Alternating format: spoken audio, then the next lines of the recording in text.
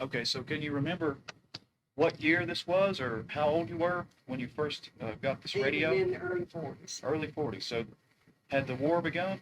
World War II? Had that already started? World War II started in 41. Oh, yes, because Uncle John Sam, my daddy's brother, would come up there every morning. He lived about half a mile or a little over half a mile up the road from me. He didn't have a radio, and he would come up every morning. We'd be getting ready for school. And we'd hear the radio come on.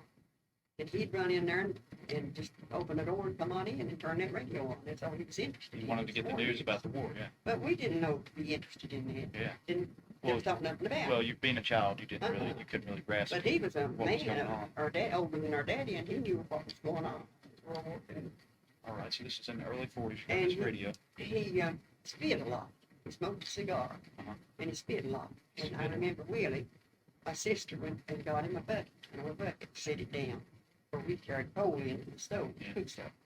And she said to her Uncle John, said, he was spitting that bucket. He was just spitting the floor wherever he sat, whichever his head was turned. And then we'd have to He would spit in the yes, house? he would, with a big overcoat on, a big tie, and a suit. That wasn't very nice, was But it? he still had his hat on his That head. wasn't very polite. I don't know why he did it. Maybe he didn't know about it. But anyway, we grown girls, we felt like we shouldn't be so unsanitary. And Willie said, here, Uncle John said, you were just spitting this bucket. So she went back in there in a few minutes, and he said, if you don't move that damn bucket, I'm going to spit in it. Made fun of him, setting him a bucket down and spit in it. And she laughed about that as long as she lived. Acting like he was going to punish her for spitting in the bucket if she'd set it in there for him to spit in. Well, that's just kind of crazy. Well, So the people just radio became a big part of your life then. Oh, we'd listen to the Grand Ole Opry, and we'd hurry and get the work done up on Saturday night. Right, And sit right. and listen to Minnie Pearl. And So this is a big step up from the Victrola. Yeah. Now you had live Yeah. information, live news Now, that was coming in at the you early in 40s. the early 40s. We didn't get a television. Am I getting ahead of myself? No, if you want to go ahead and jump in. We didn't get a television until the war was over in 45 or 6. Yeah, that's right, 45. And televisions, but Uncle John told me one time, right after being sitting there listening to radio, he said, well, they're making boxes now if you can see people not in. And I said, they are. He said, well, New York's already got them. And he said, see, he bought the newspaper all the time. Yeah. He'd go off the mountain. Yeah. At the mail route, too, most of the time. And he read up on it. And he said, well, yeah, said, you can just turn a button like this right here, and you can show people in there. Well, I didn't think that much about it. We didn't know how to take it. Because Right. I'd never seen it, so I had to get to see it before I could believe it. Right. I forgot all about it. Then the first television I ever saw was when Eisenhower was elected. And with his inaugural ball, Bill Burrs worked. Hippies up. Yes. Yeah. Worked in the mines with Milton. And he told me that night, he said, the inauguration is going to be whatever night it was. He said, if you want to come up and watch it, come on. He had bought a big television. Yeah. And I don't think he paid over $80 for a big floor model. May not have been that much. And so Probably got one channel, maybe two. I can't remember. And we walked, and then it was on top of that mountain, just an airline's all they had to have. We walked up from Jewel Valley, up the mountain, at least 10 or 12 miles. And Dude Dorton went with us. He lived Wait a minute. outside This man's there. name was Dude Dorton. Yeah. His Dude name was- Dorton, but oh. they called him Dude. They called him Dude. But his name was Dude That's a Dorton. great name. There was double houses there Dude Dorton. in Jewel Valley coal field. We lived in half of it, and Dude and Pearl and Jimmy lived in the other half. They had a son, Jimmy. We had Benny and Rita. And he said, if you don't care, I'd like to see one too. He said, I believe I want to be. Might have been on a Saturday because they wouldn't work. And then everybody had to work because it's war, just after the war, to rebuild and replenish. So This is the first time you ever. This is Ever the saw first time you television. saw it. Is it? it was 1951. So you were married. You were Oh, I married had 2 and children. had 2 children before Married you saw for 3. television. Were you shocked and amazed? Well, of course, I was amazed. Yeah. But I remember Trigger Graham. I bet the older people, the older generation, I bet that really shocked them, didn't it? Well, their house looked like They might have thought that was the work of the devil or something. No, they didn't get gospel. We got the public channel, and they got Bluefield, and I think they got Charleston, West Virginia. But it was on that mountaintop side of they could get, and it was So there really, you with were in a good Bluefield. spot to get Yeah, the reception. Then. But anyway, Effie's house, she got so tired of people bringing their families in to watch television. That meant she had to cook more, serve more, clean more. And she That couldn't put get her to work, kids. didn't Yes, it did. It couldn't get her kids to bed because they didn't want to go to bed and leave other kids around. Right. And so she finally got ill about it, and people then began buying them. They began coming on the market in the chemical. Right. We bought one from Jimmy Goldgartner. Did Jimmy buy it from him? I believe we bought it from Jimmy, and then he sold it back. Bill sold it back to Jimmy. So, Okay. but it never was any good. Well, let's back up here for just a second. Back to the early 40s. After you purchased the radio, after your mom had purchased this radio, now you remember that the war ended in 45. Do you remember what effect, if you can remember this? Again, you were a child, so you probably weren't paying attention. But if you can you remember what effect the war had just on people's attitudes and the economy, local economy there? Did it have any effect at all? I mean, you were so far away from all that. Well, no, I had a brother stationed in Texas, and they was ready to send him on over when the war ended. And I know Mommy would go down in the orchard, apple fruit orchard behind the house. Every day, I remember that old root come from one of the apple trees, and it growed out and circled back about a half circle and put back in the ground. And it was a great big thing. And she never let us chop it, afraid we'd dead in the apple tree. And she would go down there every day and sit and under that apple tree and cry, worrying on Fred Brett would make it bad. But he didn't have to leave the States. It ended before. I see. And had he been drafted, or did he just volunteer? No, I don't know if he was drafted or not. He might have volunteered back then. No, he was drafted because he was married and had Deanna. Pearl kept Deanna at our house. Sue always, Mommy petted Deanna so much because she was Brett's and Brett was gone. She didn't know she'd ever see Brett again. And then when Sue comes along, she didn't get the attention that Deanna always got. And she told my sister-in-law, she said, I hate Grandma Day. And she said she didn't do nothing to me, but said, I hated that old woman. So it was envy from Mommy still hated Deanna. Okay. Well, as time went on here, with your mom taking care of all these children, and you guys taking care of each other, did things get any easier? Okay, so what happened that made things easier? What was there a new invention that came along, or just did more money eventually come from the government, or how did things gradually get better and easier for you? But yeah, there's welfare checks raised when Mommy died. Before Mommy died, she got off on my stepdaddy's Social Security. This new man. Mommy was 28 when Papi died, and she was 31 when she married Alex Childers. Alex Childers. Now, was he a fair stepfather to you? Did he treat you right? He was good to us physically. He didn't beat you. He wouldn't work for us. Oh, so he was lazy. He just wasn't ready to take on a family. He had been married twice before. He wasn't ready to take on a family, and he jumped into a family with 13 kids. He already had been married, he said, twice before. And he probably wasn't taking care of them, so he found that widow woman, that big farm up there, and he thought he had it made. Yeah. But when he got up there, he couldn't get his hands on the farm because it was airship land, right. And May had to be 21. And May was still younger than me, and I was in the 30s, and May didn't get 21 until in the 50s. So now, the 4 children she had with him, that's what brought the total up to 13? Okay, I was trying to figure that out. So that's how you ended up. So really, you had 13 children and different sets from 3 different marriages. 4 different. My daddy was married 3 times.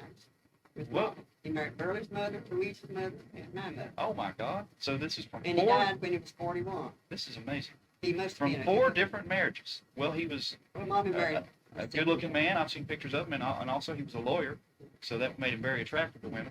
So, and he was 13 children spanning from 4 different marriages, and at one point, your mom was taking care of all of them, just about, and this man Alex. So he didn't really work to help the family. No, Mommy sold her airship land to her brother over on Shorts Gap between Richlands and Grunt. Okay. It's her old home farm, and Uncle Charlie Davis gave Mommy $50 for her car. She took that and bought my stepdaddy a car. I remember that little old Ford car sitting in, had a rumble seat, and it was just one front seat, and then you could raise the lid up, and there was a seat that done covered back there. And I remember he'd sit there and rot it down in our yard because he run it till he had no money to fix it and couldn't get parts, and as he got money, he went off and bought parts.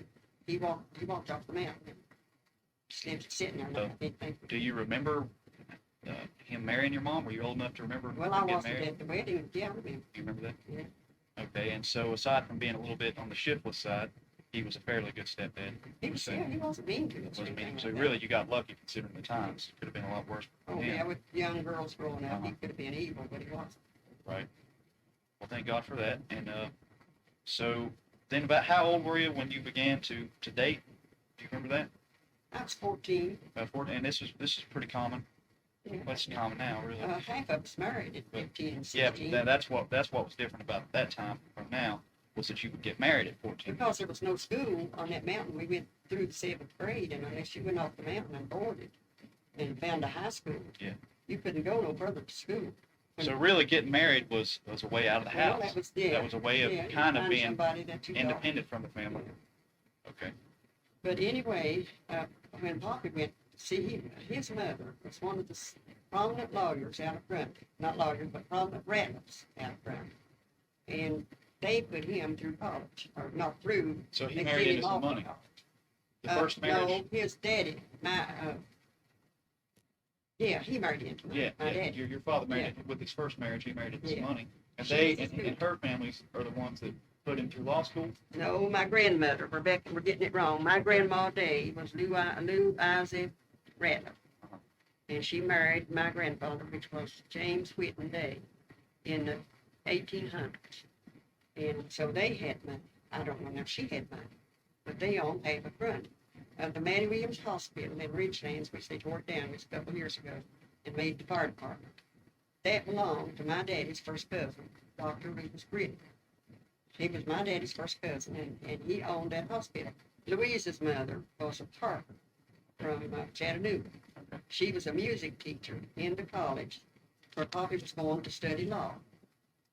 And I don't know what the name of the school was or anything, because when Mama's house burned up, all Poppy's papers and books, law books and everything burned up with it. And we don't have any proof of anything except what they tell us. Okay. You actually began dating in the late 30s, early 40s, and when you were a young teen, and you had a few suitors, and then along comes a man named John Milford. John Milford Gilbert. It's my grandpa. Handsome young man who was apparently a very sharp dresser. Is that right?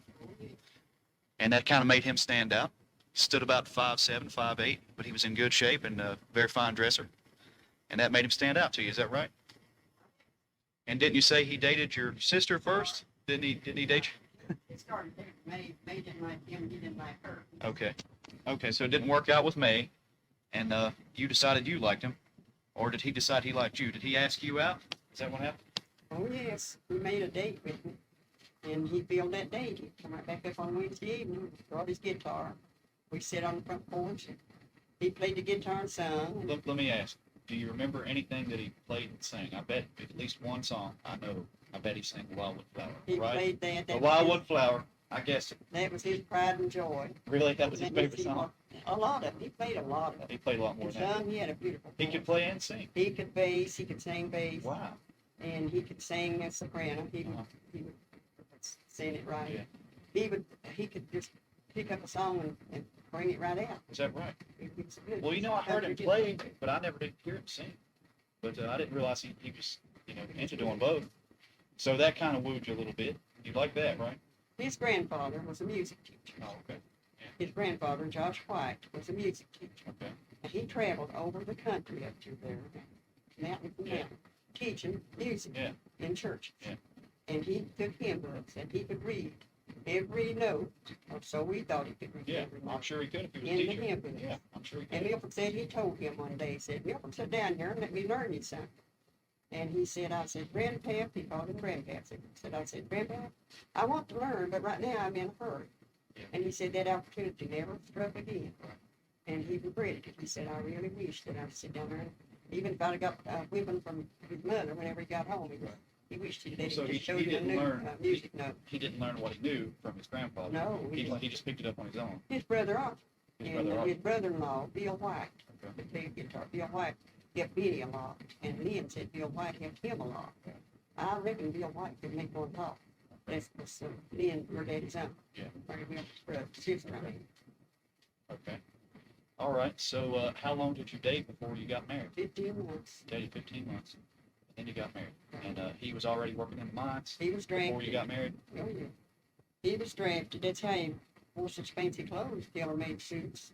He From was working in the mines, and Made they come good to the money. mines on paycheck day, and there was soup company people with it, and Is that they come right? up, and then deliver them back, and then Oliver Jewell, Easter, Gilbert's mother's first cousin, he was blind, but he got into that soup making. He carried his little suitcase full of samples, and his measuring tape, and his pencils, and scissors, and everything he needed, and he would go to your homes. He measured Gilbert at the time, too. So it wasn't that uncommon for a coal miner to wear a suit when he was not working in the mines, because they actually made pretty good money, all things considered, right? When he first went to work, Relatively speaking, they made good money, right? Gilbert worked for $6 a day in the coal mines when he first went to work, shoveling coal with a hand shovel. Yeah. Or they would shovel it, they dig it out with a pick, and then one or two would dig it, and then another one or two would shovel it up, put it in a car, a little My railroad goodness, car this is back for in the 8 or mines. 9 hours a day. Okay, so working in the mines, and so he had a good steady job. He worked 38 years in the mines, and he quit. When he Did quit you the remember what mines, he worked for a specific company? Jewel Ridge Coal Jewel Ridge Coal which Corporation. later sold to Pittston Coal. So it's okay. And So did you have your own home as soon as you got married? oh, well, we rented. No, You we rented? didn't buy a house until Rita was in about the second grade of school. When we bought What the year? house. I'm sorry, let me back up. What year were you married? We were married in 43. Benny was born in 44, and Rita was born in 46. And we didn't have Lynn until 56. But we had bought the house in 55.